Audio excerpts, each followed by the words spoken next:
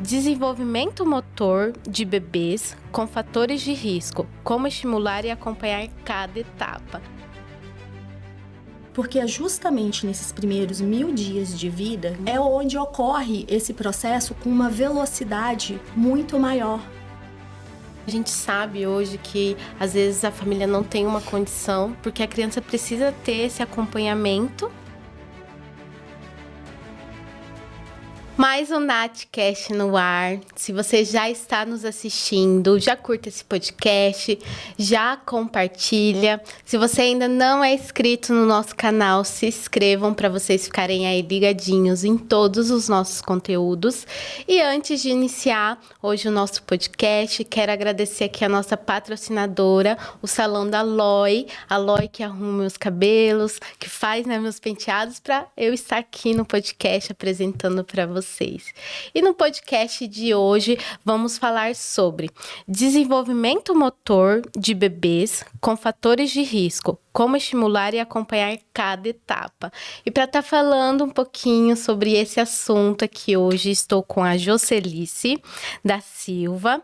Ela é fisioterapeuta com especialização em pediatria e neonatologia, mestrado em saúde coletiva e doutorado em ciências. Jô, gratidão. Já viu, né, que dá uma engasgada.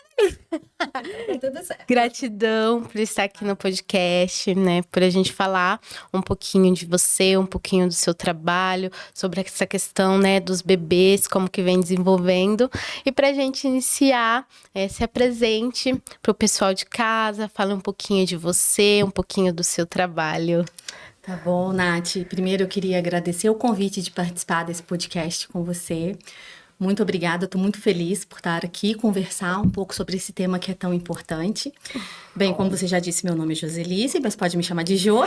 Mais fácil, né? É mais fácil. E eu sou fisioterapeuta, sou formada há 18 anos pela Universidade Federal de Juiz de Fora. E desde da graduação eu venho envolvida nesse mundo da pediatria.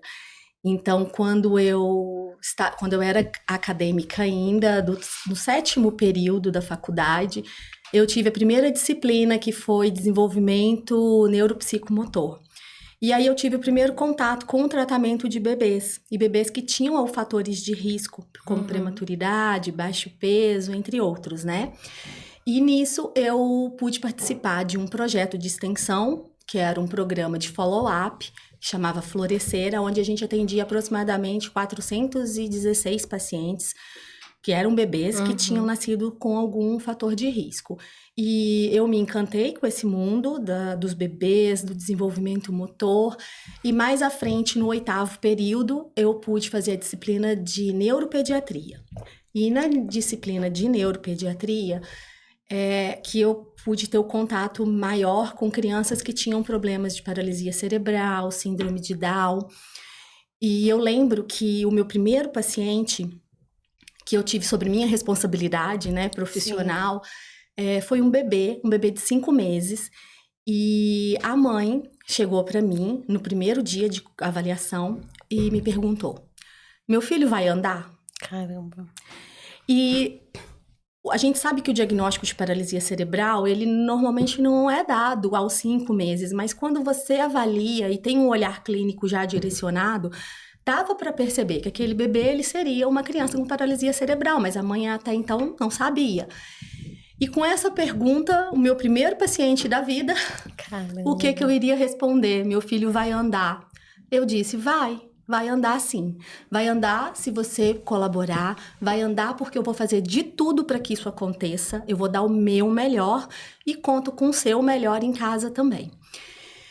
E daí vocês podem me perguntar, esse paciente andou? Porque agora ele já deve ter mais de 12 anos, Sim. né? Porque eu tenho 18 anos de formada. Então não, né? Ele já tem mais de 18. E ele andou. Ele andou com algumas adaptações. Sim, foi preciso algumas adaptações, mas andou. E daí, a partir daí, eu já me apaixonei e toda a minha carreira acadêmica e profissional foi destinada a estudar desenvolvimento motor, criança, e é a minha paixão. Ô, Jo, e você sempre quis, assim, trabalhar nessa área da saúde desde pequena? Como que foi para você ingressar aí Sim, na área da saúde? sim. Na área da saúde eu já tinha certeza. Sim. Desde a época de cursinho pré-vestibular eu já sabia que eu queria a área da saúde. A fisioterapia em si, a gente nunca tem certeza até realmente fazer o curso. E fazendo o curso, eu ainda, até o 7º período, que foi que eu te contei, esse primeiro contato com a pediatria, eu ainda não sabia qual área, o que eu gostaria de seguir, me especializando, né? E foi daí que, fazendo essas disciplinas e tendo esse primeiro contato com os pacientes pediátricos, foi que eu me encantei e sigo até hoje. A especialização que eu fiz, ela foi muito boa, foi muito enriquecedora para mim, porque eu pude fazer no Instituto Fernandes Figueira, que é referência no Rio de Janeiro, lá da Fiocruz.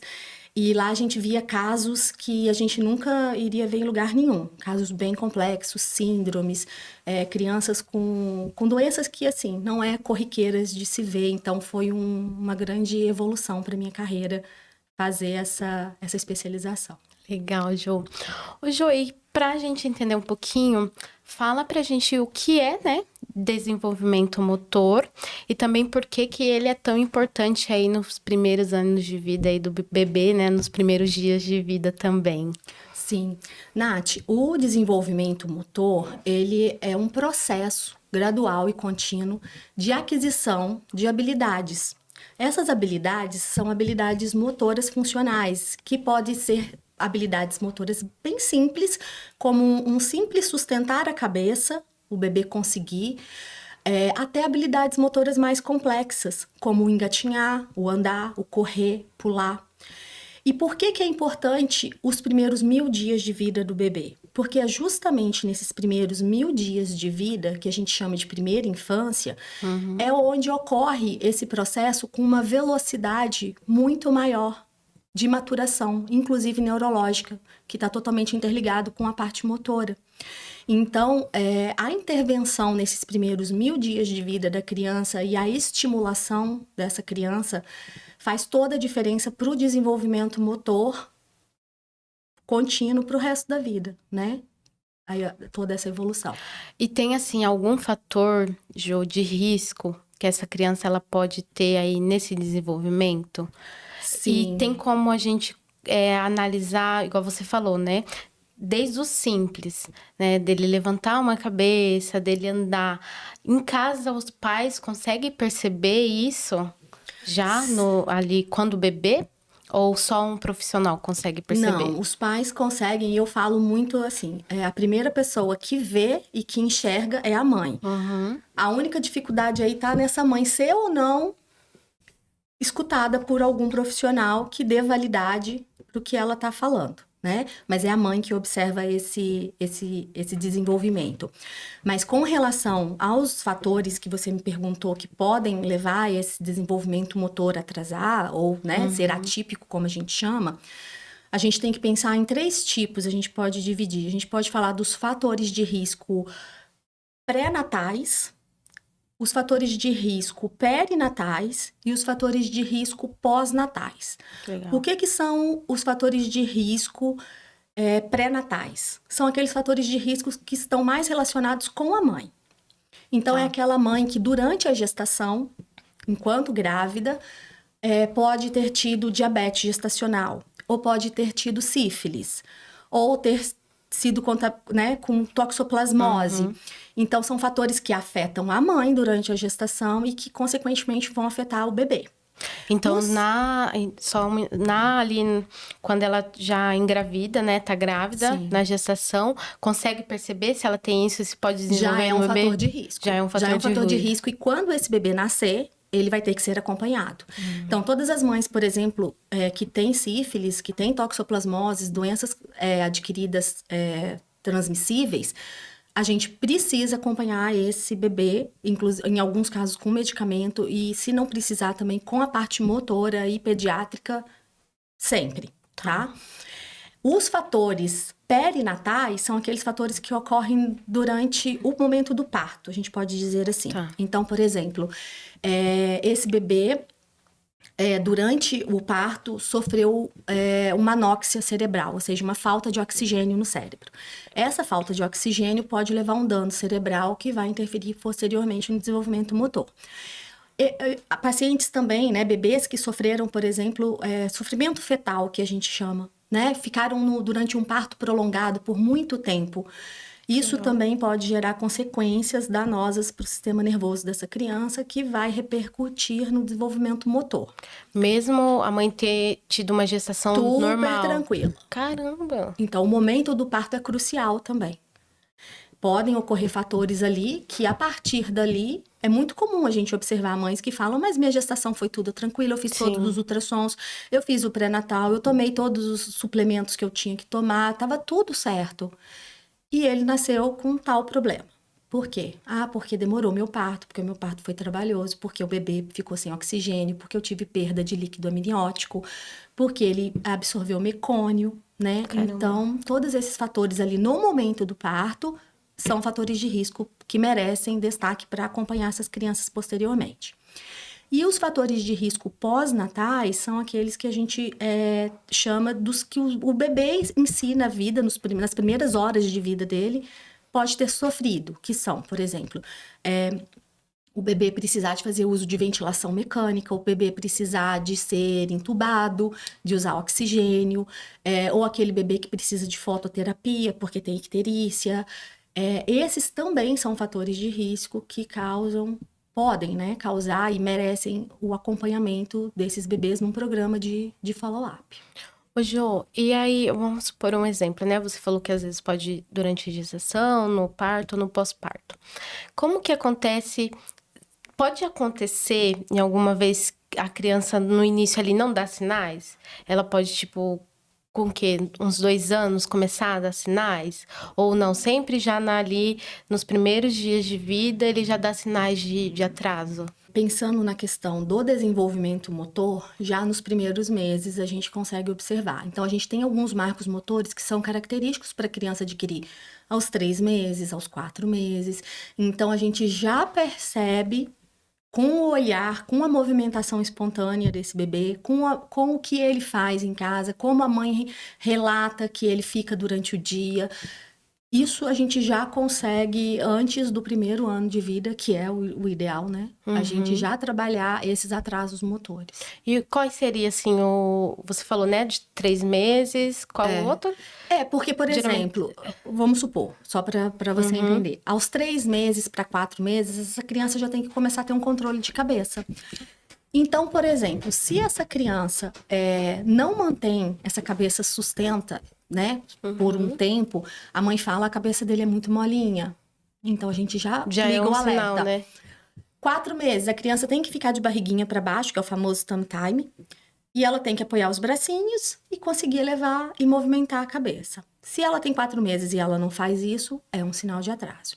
A gente sabe outros marcos motores referentes, por exemplo, 6, 7 e 8 meses, a criança tem que começar a ter as reações de equilíbrio e proteção na postura sentada. Se a criança tem essa idade e não consegue ficar sentada com essas reações de proteção, a gente já observa também que está acontecendo ali alguma coisa fora do normal, que a gente chama de desenvolvimento atípico, e que merece atenção e estímulo. Ô, Jô, e o que acontece, vamos supor, que não faz esse tratamento, né? A mãe não identifica ali, porque, igual você falou, o que mais passa junto com o bebê, com a criança, é a mãe, né? Então, geralmente, é a mãe que vai identificar.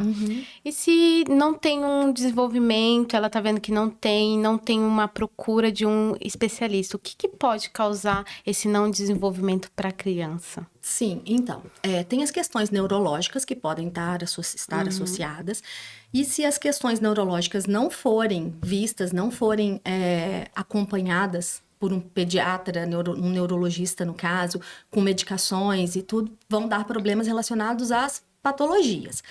Agora, com relação ao desenvolvimento motor, se essa criança não tem esse acompanhamento, vai ser aquela criança que você vai falar assim, meu filho andou com 2 anos, meu filho começou a falar com 3. Antigamente a gente ouvia muito isso, né? Eu comecei a andar, começou a falar, demorou. Sim. E às vezes pode ser até assim, para os pais que não têm essa consciência, né? Que pode ser uma função motora, pensa assim, é preguiça. Você já ouviu isso, Jô? Sim, ou é preguiça, ou cada bebê tem seu tempo. Não, cada bebê não tem o seu tempo. A gente tem que observar e analisar o que não está acontecendo de acordo com o esperado e intervir. Porque senão esse bebê ele vai ficar com 2, 3 anos sem habilidades motoras. E aí começa na escola, ter outras dificuldades de coordenação motora e por aí vai. Então vai interferindo bastante na vida, né? Nas atividades funcionais dessa criança. E qual que é, né? A gente tá falando aí das mães para identificar. Os pais também, né? Que a gente sabe que tem alguns pais que fica também mais com os filhos. Qual que é o papel fundamental dessa família aí no tratamento dessa criança, desse bebê, nesse desenvolvimento? Sim, em primeiro lugar, se foi detectado que essa criança está apresentando alguma característica que dá aquela pulguinha atrás da orelha, de ter algum problema relacionado ao desenvolvimento motor, essa família precisa procurar uma avaliação. E essa avaliação tem que ser com um profissional especializado, né, e capacitado para isso. Por quê? Porque nós, profissionais da pediatria, a gente tem escalas que são validadas e são já padronizadas para avaliar esse desenvolvimento motor. Então, a partir do momento em que é feito a avaliação por meio dessas escalas e é visto que essa criança tem um atraso motor, o papel da família é fundamental. Porque a criança vai até a terapia, faz 1 hora de consulta, de exercícios, de treino, de posturas, e esse pai e essa mãe tem que ser orientado a manter esse posicionamento, a manter essas atividades em casa. Sim. Porque senão a gente não tem ganho. Ele fica 23 horas do dia em casa e 1 hora com a gente. Então, se os pais não... como é que a gente pode falar? Tem adesão a esse tratamento, a gente consegue muito pouco. Fica muito mais difícil o nosso tratamento, o nosso trabalho. Então, eu falo da abordagem centrada na família. É o que eu uso em todos os meus planos de tratamento, porque eu não tenho como avaliar o paciente, fazer um plano de tratamento e não incluir a família. Eu tenho que incluir essa família. Essa família precisa se corresponsabilizar do tratamento e da necessidade que eu, como terapeuta, tenho de atividades que sejam feitas em casa. Porque o que eu penso assim, muitas vezes, que acha, eu vou levar lá na terapeuta, na físio, tudo, e vai resolver, eu não preciso ajudar ou não preciso apoiar em casa, né, Jô? Como? Vou passar o serviço, né? Já tô pagando, vou passar o serviço e eles vão fazer. Não, sim. Não é por aí. É como se fosse... Que hoje em dia a gente vê muito, né? Vai pra escola, aprende na escola, os professores estão sendo pagos para aquilo e não é assim, né, Jô? Não é. E a gente consegue ver bem essa diferença entre os pais que são comprometidos e os pais que não são comprometidos, a evolução de uma sessão para outra. E isso, vamos supor, seria uns pais que não estão comprometidos, afeta diretamente na criança, né? Total. Ô, Jô, você teve, assim, algum caso, né, que você pode estar falando pra gente, de algum desafio que você passou no processo, no tratamento dessa criança, que você pode estar trazendo aqui pra gente? Sim. É muito interessante que eu tenho 18 anos de formada, minha carreira toda eu me dediquei a estudar pediatria, a estudar desenvolvimento motor e atender essas crianças com esses atrasos e conseguir que elas adquiram os marcos motores adequados para a idade e o desenvolvimento típico. Mas eu atendi um paciente em que, diante de tudo o que eu estava fazendo, era um bebê de 5 meses, e ele não conseguia rolar. Ele rolava só para um lado. E ele já tinha adquirido os marcos motores, mas aquela assimetria ali de rolar só para aquele lado estava me incomodando. Eu falei, não é possível. E eu fiz de tudo e ele não rolava para os 2 lados, eu não conseguia manter esse movimento simétrico. E aí, estudando o caso, reavaliando, eu observei. Ah, tá, a mãe me falou que ele tem um estrabismo, mas que, na verdade, observando esse estrabismo, ele era um estrabismo ocular, porque esse paciente, a mãe tinha tido sífilis, que é um fator de risco, e esse estrabismo era decorrente da sífilis. O que seria esse O estrabismo é aquele olhinho que vai mais pra dentro do que o outro, sabe? Tá. Quando fica vesgo, a gente fala que a criança fica vesguinha. Legal. E por ela ficar vesguinha, vamos falar assim, com o estrabismo, ela mantinha um posicionamento de cabeça. Só ficava de um lado, Só né? ficava para um lado e inclinado, né? Com a cabeça para um lado e rodada para o outro. E isso gerou uma plagiocefalia. O que é plagiocefalia? Um amassadinho na cabeça desse lado. Caramba. E quando no meu tratamento, no meu plano ali, eu tendo que evoluir o desenvolvimento dessa criança e eu não conseguia fazer ela rolar, eu falei, meu Deus, 18 anos, eu não vou conseguir. Eu olhei para aquilo, olhei para aquele torcicolo ocular, que era devido à questão ocular, e essa plagiocefalia, e falei, meu Deus, vamos estudar esse torcicolo e essa plagiocefalia, quais são as interferências. E aí foi um outro universo particular que eu entrei, do torcicolo e das assimetrias cranianas, que a gente tem várias, tem plagiocefalia, tem braquicefalia, tem escafocefalia. E percebi que, corrigindo a assimetria craniana daquele bebê e o torcicolo congênito, ele rolou para os dois lados e manteve a assimetria postural que eu tanto estava procurando ir atrás e com manuseios, né? A gente trabalha o desenvolvimento motor com bastante manuseios em pontos chaves. Eu não estava conseguindo. E aí, o meu olhar hoje, né, quando profissional, durante as avaliações, eu não fico mais só com o olhar no motor. Eu olho, sim, o motor, vou querer alcançar os marcos motores, mas eu agora tenho aquela chavinha que vira aqui. Como tá o pescocinho dessa criança? Como tá essa cabecinha, né? E trabalhando técnicas manuais, terapias manuais, crânios sacrais, que a gente chama, né? Que é moldando essa cabecinha, esses ossinhos do cérebro, né? Do crânio. A gente consegue melhorar esse alinhamento, não fica mais amassadinho, consegue melhorar essa inclinação da cabecinha e o desenvolvimento motor flui.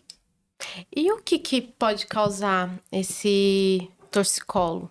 E a assimetria, né? O torcicolo em si, o que ele é? É uma inclinação da cabeça para um lado. Tô com uma dor aqui, dormi de mau jeito.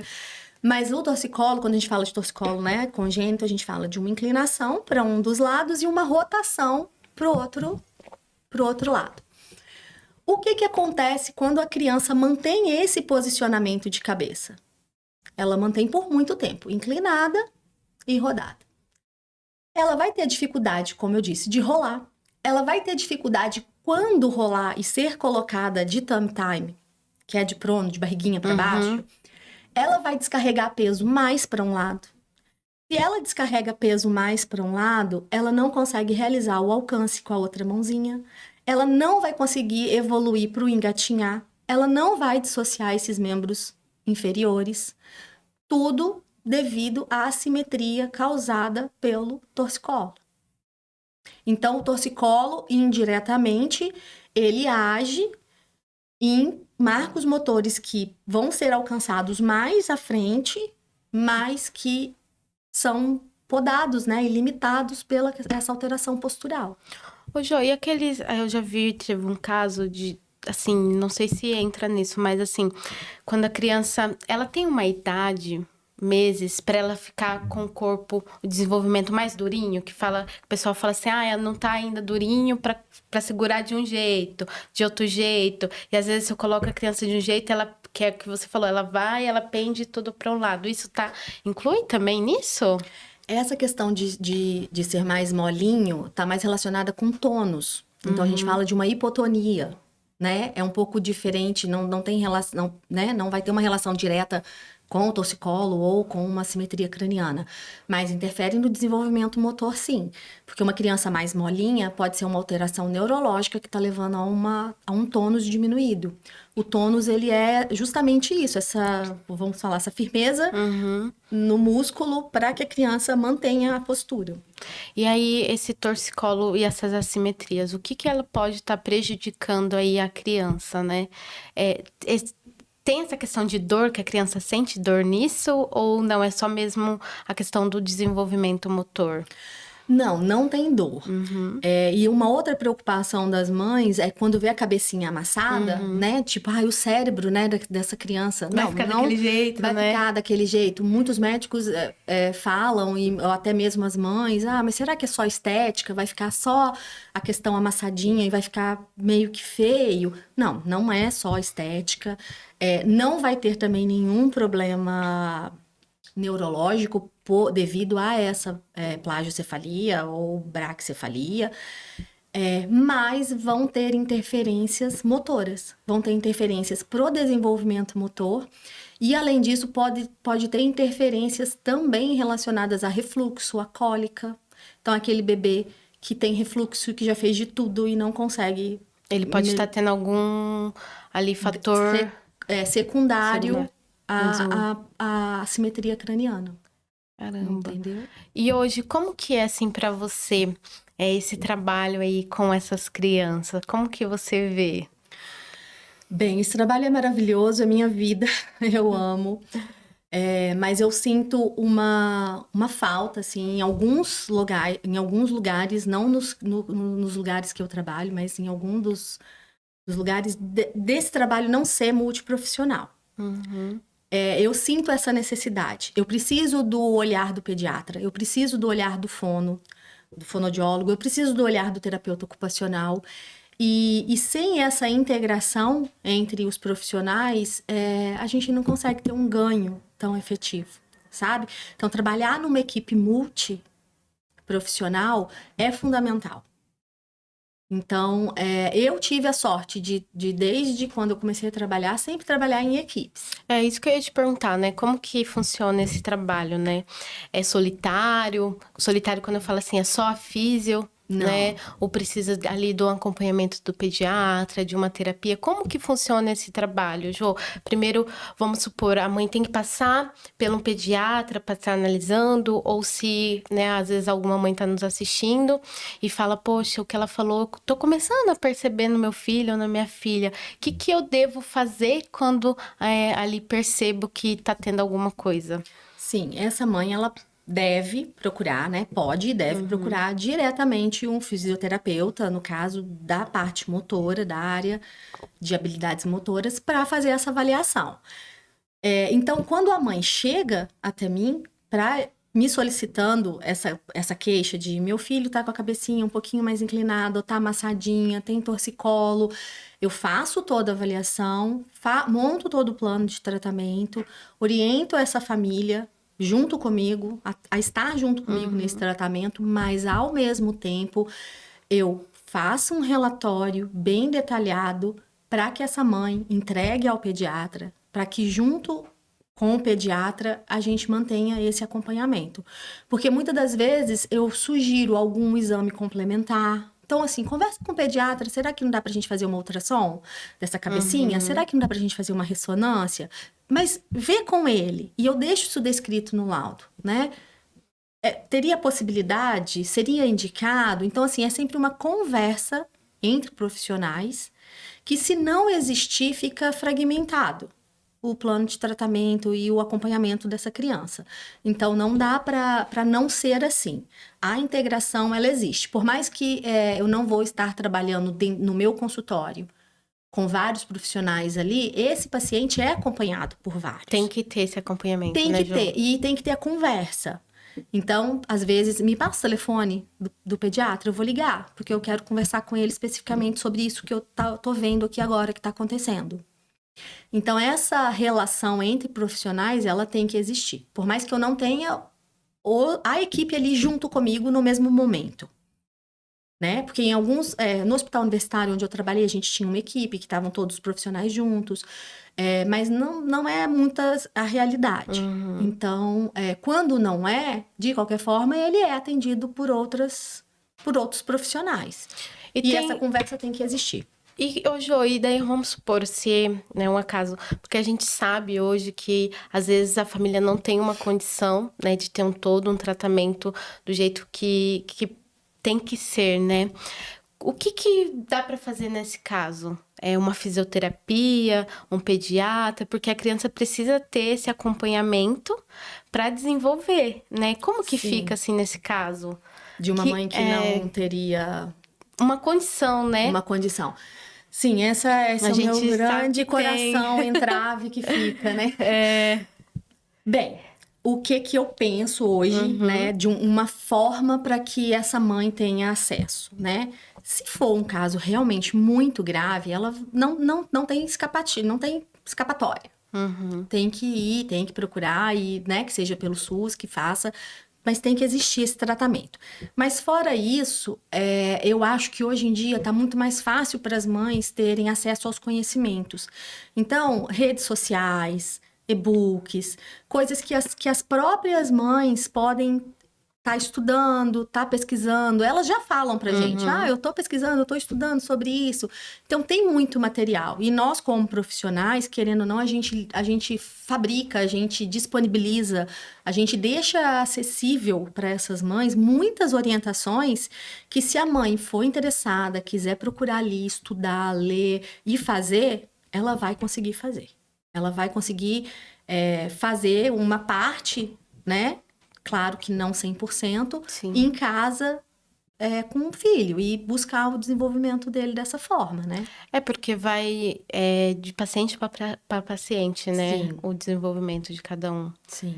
E, Jô, tem um tempo específico de tratamento de cada um? Vamos supor, sempre vai ter que ter esse acompanhamento até, né, crescer na fase ali adolescente? Como que é essa relação?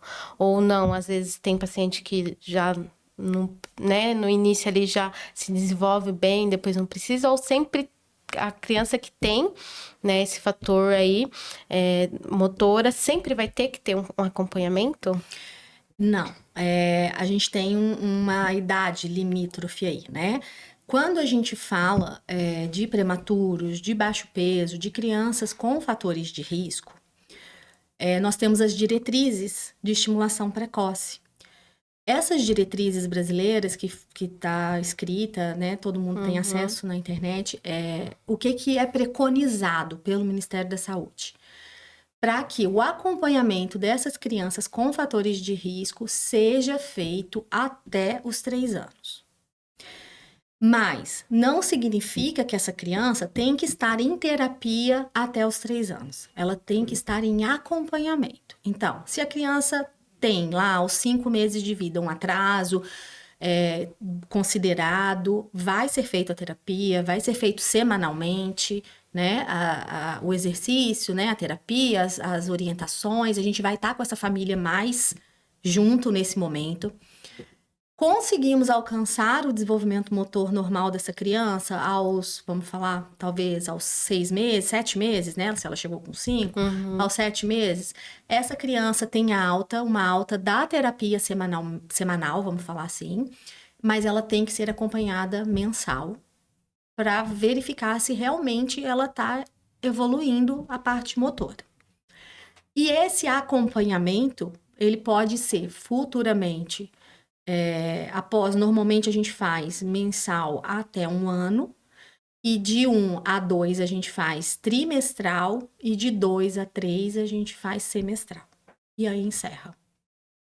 Então, sempre vai ser mais ou menos essa base aí do acompanhamento. Do acompanhamento. E pode acontecer de depois, vamos supor, fazer todo esse acompanhamento, ele voltar a ter algumas coisas que não está desenvolvendo ou não? Não tem... vamos dizer, curou. Se resolveu, se curou. O que pode acontecer é que depois, né, dos 3 anos, lá para os 4, 5 ou 6, quando estiver entrando na escola, ter questões relacionadas à coordenação motora, ter questões relacionadas ao cognitivo ou à compreensão, ou a questão mais de entendimento, que também podem estar relacionadas a esses fatores de risco pré-natais. Mas aí são outros fatores, não a parte motora, não tem uma regressão. Então, é importante, assim, vamos dizer, na consulta, né, onde você vai ali ver o seu paciente, você também saber do histórico da mãe, como que foi a gestação, Sempre. como que foi o parto, porque isso já pode te dar indícios. Sempre, sempre. A gente pede o sumário de alta, né? Então é muito importante as mães, quando saem da maternidade, elas recebem um sumário de alta e nesse sumário de alta tem tudo detalhado. Tudo que aconteceu com a mãe, tudo que aconteceu com o bebê na hora do parto e tudo que aconteceu com ele logo depois do nascimento. E a carteirinha de gestante. Também tem dados ali muito, muito importantes. E esses dados são todos coletados no início da anamnese. Na primeira vez que você vê a mãe. Ver a mãe. Porque a partir dali, a gente consegue identificar os fatores que realmente, né, aí voltando, podem interferir no desenvolvimento. Ô, Jô, agora, né, a gente conversando aqui, me veio assim. Vamos supor, uma mãe que durante a gestação, vamos dizer, ingeriu bebida alcoólica. Isso pode interferir na questão do bebê, no desenvolvimento motor dele? São fatores de risco. São São fatores. fatores de risco pré-natais. Então entra também essa questão de Entra. bebida, droga, essas coisas, Sim, tudo entra. sim, a gente tem muitas mães que eram dependentes químicas, fizeram uso de álcool, de drogas durante a gestação. E o bebê vai vir com alguma alteração neurológica e, consequentemente, motora. É ligado, né? Sim.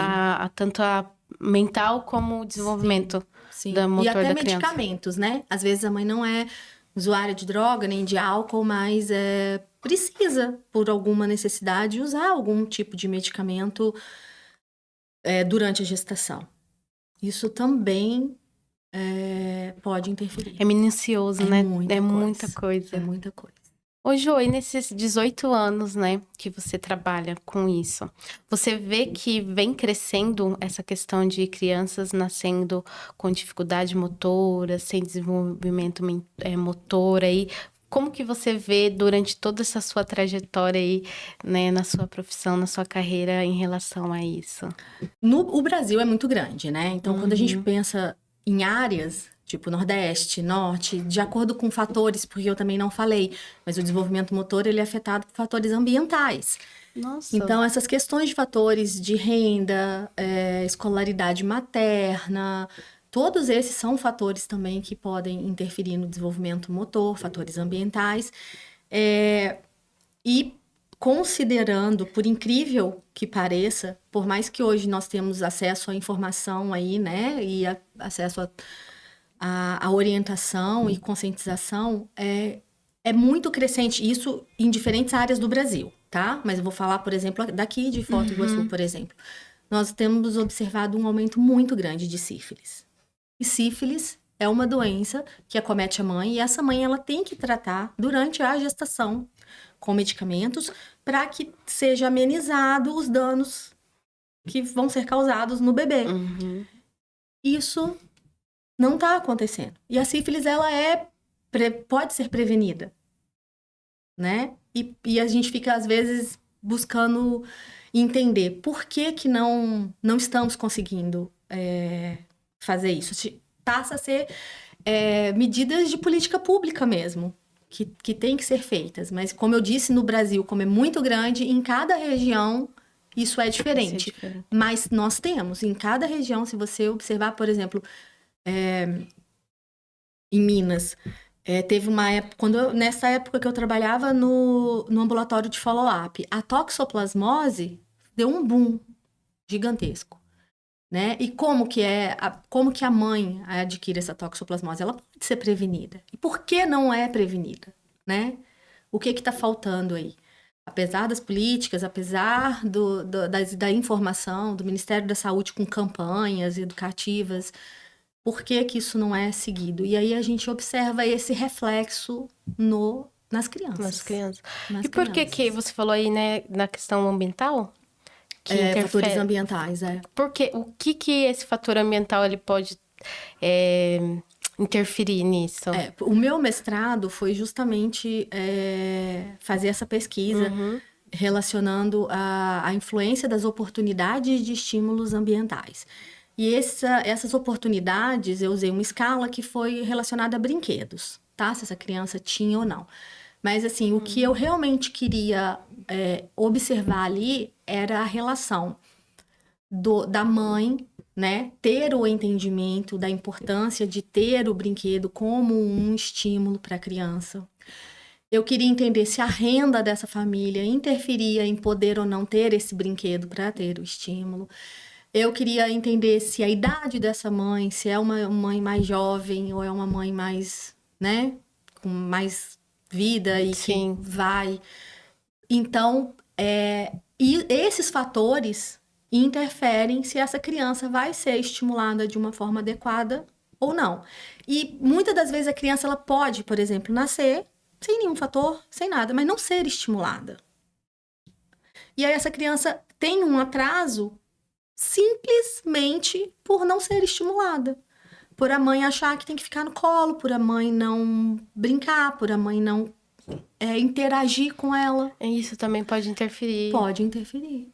Que legal. Porque às vezes tem aquela mãe, né, que fala que é coruja. Ai, não pode pôr no chão. Não pode pôr no chão. Não pode. Eu, não na minha pode... época, eu comia barro. Barro. Sim, sim. Então, o ambiente, isso é o ambiente. Então, essa criança ter acesso à grama, ter acesso a brincar no parquinho com um baldinho de areia, ter acesso a brinquedos, ter acesso a uma mãe que estimula, que sabe estimular, que tem conhecimento, tem entendimento, tem poder aquisitivo, né? Independente, eu tô falando do poder aquisitivo, mas uma mãe que não tenha o poder aquisitivo, mas que tenha o conhecimento, pode estimular com um potinho de margarina. Margarina. Coloca pedrinha, virou um brinquedo. E às vezes a criança gosta mais do que a criança gosta mais que o brinquedo da Fisher-Price. É legal. Então, essas questões ambientais e sociais interferem também no desenvolvimento dessa criança. Vou falar que é das assimetrias cranianas. Tem criança que nasce com a cabecinha perfeita, linda, tudo tranquilo. Essa mãe só deixa essa criança de barriga para cima no bebê conforto, só deixa essa criança de barriga para cima no carrinho, só deixa essa criança de barriga para cima para dormir, só deixa essa criança de barriga para cima no colo. O que acontece? Achata a cabecinha posterior. O que essa criança desenvolve? Braquicefalia. Posteriormente, qual vai ser a dificuldade dela? Não vai conseguir rolar, não vai conseguir dissociar para engatinhar, e aí vem uma cascata de atraso motor. Então, é coisas básicas, né, Gil? Sim. Ali para os pais estar olhando, né? Sim. Analisando, vendo desenvolvimento, principalmente como você falou, né? Os 1000 primeiros dias. É a primeira dias. infância. A gente chama da primeira infância. Os 1000 primeiros dias de vida. São os mais importantes, são os cruciais para o desenvolvimento. E se você contar aí os primeiros 1000 dias de vida, dá 2 anos e meio. Se você pegar 1000 dias e dividir por 365, vai dar 2 anos e meio. Que é o que as diretrizes de estimulação, né, precoce e de prematuros falam pra gente acompanhar até os 3, né, essa criança. Ô, Jo, hoje eu quero fazer uma pergunta, né, pra você. Ela tá nervosa, gente. Ai, gente. Ela falou assim, ai, Nath, se eu gaguejar. Olha, tá indo super bem. Ô, Jo, hoje a gente sabe, né, na importância da saúde mental dos profissionais na área da saúde, né? Eu falo principalmente porque lida com os pais, muitas vezes alguns casos, né, mais difíceis, outros não. Às vezes um pai, uma mãe ali no diagnóstico, né? Tem uma reação boa ou ruim. Como que você lida com isso? Como que é essa questão da saúde mental também, lidar aí com crianças? Olha, hoje, para mim, eu tenho uma maturidade, assim, um emocional mais controlado com relação a isso. Eu tento não levar para casa, eu tento não trazer essa família, mas claro que em alguns casos não tem jeito. Mas o que eu tento fazer para que eu entenda que eu estou contribuindo, que eu estou ajudando da melhor forma possível, é fazendo tudo o que eu posso, o que está ao meu alcance naquele momento para aquela criança. Por mais que em alguns momentos elas não tenham condições, ou tenham passado por situações que, né, são muito dolorosas, a própria mãe, porque tem muito isso também. No tratamento, a criança em si, ela é pequenininha, você não vai conversar com ela, né? Mas a mãe tem dores, a mãe tem pesares, a mãe tem toda uma vida que em muitos momentos é deixada de lado para cuidar do filho, da criança naquele momento. Então, a gente tem que também ter esse olhar para a mãe. E esse olhar de empatia, de carinho, de cuidado. E eu acho que só por ter o cuidado, só ter a empatia ali naquele momento, abraçar essa mãe, fazer com que ela se sinta acolhida, por mais que aquela situação seja dolorosa, ela é amenizada. Ela sabe que tem alguém ali para ajudar, né? Você, né, já fez vários atendimentos. Você acha que a mãe, ela se culpa muito a mãe ali? A mãe nasce uma culpa. Isso, a mãe se culpa sempre. A mãe sempre se culpa. Mas a gente ajuda as mães. Porque se a gente não ajudar as mães, essa mãe não vai ter condições para nos ajudar com o filho. E esse filho precisa que esteja bem, né? A mãe esteja ali bem, a mãe, o pai bem para poder desenvolver. Para poder desenvolver. Essa semana mesmo, uma mãe que eu fiz o acolhimento dela e em conversa, no acolhimento, a filha dela tinha muitos problemas neurológicos e a mãe chorou desesperadamente. E o que ela falava é: eu não vou ter mais a minha vida, eu não vou conseguir mais fazer as coisas que eu fazia, eu vou ter que agora me dedicar 100% à minha filha. E eu tentei, eu entendi ela com uma empatia do meu puerpério, do meu próprio puerpério. Que no meu puerpério eu achei: meu Deus, eu não vou poder fazer mais nada da minha vida, porque agora eu tenho um bebê aqui para cuidar. E eu disse para ela: não, vai passar. Você vai ver que você vai cuidar muito bem da sua filha e você vai ter a sua vida de volta, vamos falar assim. E naquele momento, para aquela mãe, era inacreditável que isso fosse acontecer. Porque eu passei por isso e eu não acreditava que eu seria profissional de novo, que eu seria esposa, que eu seria outra coisa a não ser mãe. E eu falei para ela: olha, eu voltei, eu ainda estou voltando a ser profissional, a ser mulher, a ser esposa e sou mãe também. E você também vai conseguir. E agora, a bebezinha tinha acho que 4 meses, né, nisso. E semana passada encontrei com ela, ela já tá ficando de pé. Ela já deve estar com quase 1 ano e pouco, 2, não me lembro agora a idade certa.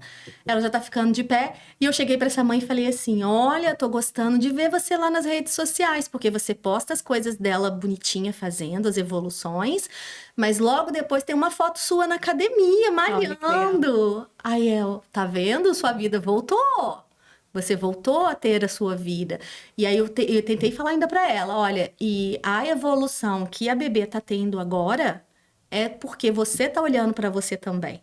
E aí essa mãe olhando para ela consegue cuidar da criança. Primeiro se olhar, né? Primeiro se olhar. Porque se você não põe a máscara, né, do oxigênio no avião em você primeiro, você não vai conseguir pôr na criança. Então, eu falei: olha, só por isso que ela tá evoluindo, hein? Porque você tá cuidando de você. E era inacreditável para aquela mãe que ela ia voltar e ir para academia. Que legal. E ela tá indo. Então, assim, e a gente precisa, né, de ter essa atenção com a mãe justamente por causa disso. Ô, Jô, pra gente encerrar, né, pro pessoal de casa que tá nos assistindo, se tem alguma dúvida, pode entrar em contato com você, né, onde o pessoal, quem é aqui de Foz, onde o pessoal aqui de Foz pode te encontrar, quais são as suas redes sociais também, se você quiser deixar aí alguma mensagem pro pessoal de casa, pros pais, né, que estão nos assistindo. Sim. Não, os pais que estão me assistindo, por favor, se tiverem qualquer questão pensando: será que meu filho tá mesmo certo a idade? Como que tá? Não fiquem com essa dúvida, não esperem, porque os 1000 dias de vida passam muito rápido. Sim. Então procurem e podem me procurar, eu vou estar aberta para acolher, para conversar, para, né, avaliar, bater um papo. E na minha rede social, que é @joselice.fisioped, lá tem meu WhatsApp, tem os meus contatos, é só me procurar no Instagram. E aqui em Foz, você atende aonde, Jô? Eu atendo no edifício Pedro Basso, na Almirante Barroso, na sala 803. Podem lá Legal. me visitar. Jô, gratidão por você estar aqui no Natcast, por falar, né, desse assunto que é muito importante, igual você falou, né? Os primeiros 1000 dias de vida aí da criança para os pais, tá observando, né? Não é loucura ficar Não. observando isso, que às vezes fala assim, nossa, será que eu tô ficando paranoica, né? De ser tão não protetora. Que é importante, né? Você que está nos assistindo, as mães, de olhar isso. E você, né, por estar aqui no Natcast, trazer seu conhecimento, esclarecer várias coisas aí já há muito tempo nesse ramo. Quero te agradecer. Eu que agradeço. Muito obrigada mesmo. E você que está nos assistindo e ainda não curtiu o nosso podcast, deixe sua curtida, deixe o seu comentário que vocês acharam do podcast de hoje. Se você ainda não compartilhou o podcast, compartilha. Se você ainda não é inscrito aqui no nosso canal, se inscrevam e eu espero vocês no próximo Natcast.